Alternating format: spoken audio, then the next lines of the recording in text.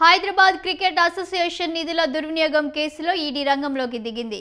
ఎఫ్ఐఆర్తో పాటు ఇతర వివరాలు తమకు అందజేయాలంటూ ఈడీ అధికారులు సిఐడికి లేఖ రాశారు. అవి అందిన తర్వాత ఈడీ మరో కేసు నమోదు చేయనుంది. ఫోర్జరీ, మోసం వంటి నేరాలకు సంబంధించి సిఐడి దర్యాప్తు చేస్తుండగా ఇందులో నిధుల దుర్వినియోగం, మళ్లింపు అంశాల్లో ఈడీ దర్యాప్తు చేస్తుంది.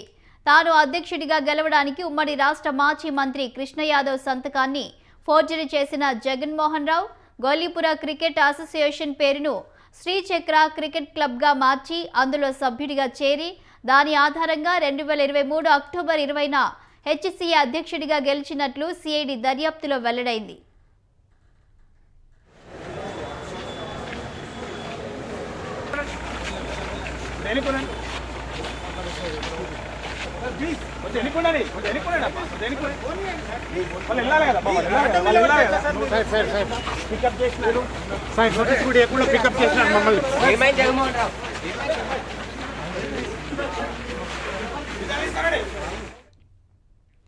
దీంతో పాటు బీసీసీఐ మంజూరు చేసిన నిధుల దుర్వినియోగం, ఐపీఎల్ పాస్ల కోసం సన్ రైజర్స్ పై ఒత్తిడి తేవడం వంటి అభియోగాలపై సిఐడి కేసు నమోదు చేసింది.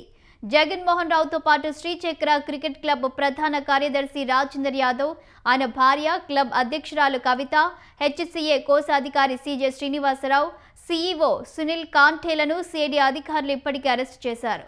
బీసీసీఐ నుంచి పెద్ద మొత్తంలో నిధులు మంజూరయ్యాయని, తప్పుడు బిల్లులతో నిందితులు వీటిని తమ ఖాతాల్లోకి మళ్లించుకున్నారని దర్యాప్తు సంస్థలు అనుమానిస్తున్నాయి.